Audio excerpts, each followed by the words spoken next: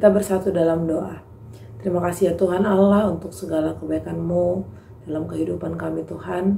Secara khusus untuk rahmat-Mu, penyertaan-Mu dari kami tidur di malam hari hingga kami boleh bangun di pagi hari ini Tuhan, untuk melanjutkan kehidupan kami.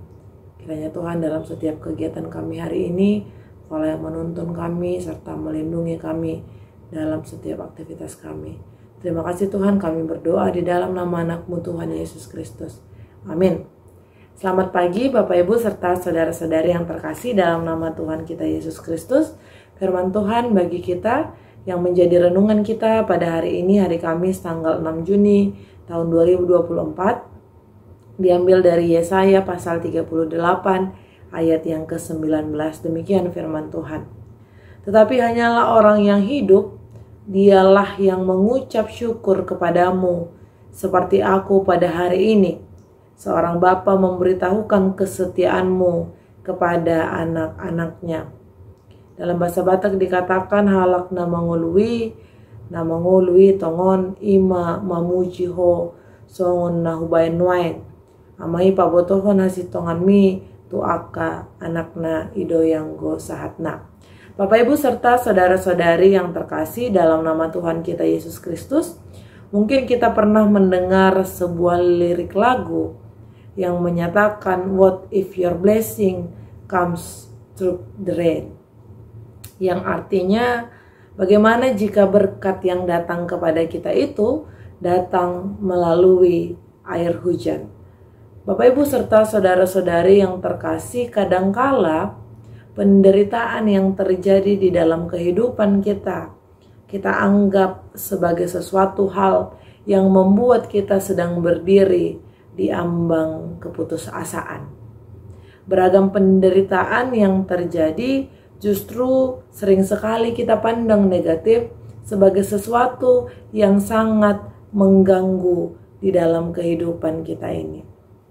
Bapak Ibu serta saudara-saudari yang terkasih dalam nama Tuhan kita Yesus Kristus, kita bisa melihat firman Tuhan hari ini merupakan sebuah kisah seorang raja Israel yang bernama Hizkia, yang dia mengalami sakit dan hampir mati, tetapi dia diselamatkan oleh Tuhan, bahkan ditambahkan umurnya oleh Tuhan. Bapak Ibu serta saudara-saudari yang terkasih, kalau biasanya ada orang yang justru merasakan putus asa, bahkan marah kepada Tuhan atas sakit yang dia derita, bahkan dia pun mungkin sampai menyerah atas sakit yang dia derita, membiarkan saja dirinya berada dalam keputusasaan tanpa pengharapan karena sakitnya. Tetapi justru berbeda yang dilakukan oleh Raja Hizkia. Bahkan di masa-masa sakitnya, ketika pun dia sudah merasa diambang kematian, dia justru datang kepada Tuhan, meminta pertolongan kepada Tuhan untuk menyembuhkan sakitnya.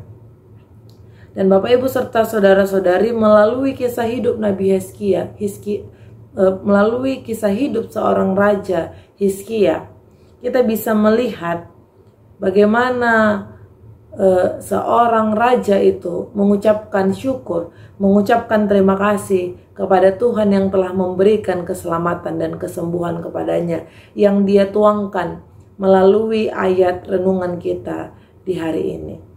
Ketika banyak orang yang justru lupa bersyukur atas apa yang sudah diterima dia daripada Tuhan, secara khusus atas kesehatan dan kesembuhan yang diterima, namun Hizkia justru tidak lupa kepada Tuhan. Bahkan dia sudah sampai kepada refleksi bahwa sakit yang dia derita sesungguhnya tidak membawa dia kepada kebinasaan, tetapi kepada sebuah keselamatan yang membawa dia kepada suatu kehidupan, agar dia senantiasa mengucap syukur kepada Tuhan.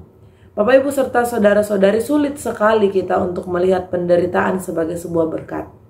Namun di sini Hizkia menyatakan bahwa dia bersyukur karena akhirnya dia beroleh kehidupan itu, yang membuat dia menyadari bahwa orang yang hidup ditunjukkan melalui ucapan syukurnya kepada Allah. Dan tidak hanya berhenti kepada ucapan syukur.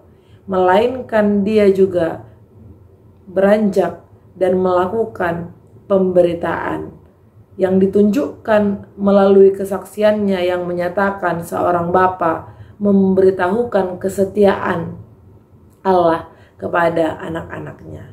Dan inilah Bapak Ibu serta saudara-saudari yang juga seharusnya menjadi tanggung jawab setiap orang percaya, yaitu menjadi saksi Kristus, menjadi saksi perbuatan Allah, baik itu melalui pembelajaran yang dia terima melalui pengalaman hidupnya, atau juga bahkan melalui apapun itu yang dia lihat di dalam kehidupan sehari-hari. Karena sesungguhnya harta yang lebih baik untuk diturunkan adalah pengajaran tentang Kristus yang dapat menyirami iman para anak-anak, menyirami iman para keturunan, dibandingkan harus dengan fokus yang luar biasa mempersiapkan diri untuk menyerahkan harta yang fana di dunia ini. Karena sesungguhnya setiap tujuan orang-orang percaya adalah kehidupan yang kekal, yaitu harta yang tidak pernah habis-habisnya. Selamat melakukan kegiatan untuk Bapak Ibu serta saudara-saudari sekalian. Mari kita syukuri atas berkat Tuhan yang sudah kita terima dalam kehidupan kita. Tuhan Yesus memberkati kita sekalian. Amin. Kasih karunia dari Tuhan Yesus Kristus serta kasih setia Allah Bapa dan persekutuan Roh Kudus memberkati dan menyertai kamu sekalian hari ini, esok, dan sampai selama-lamanya. Amin.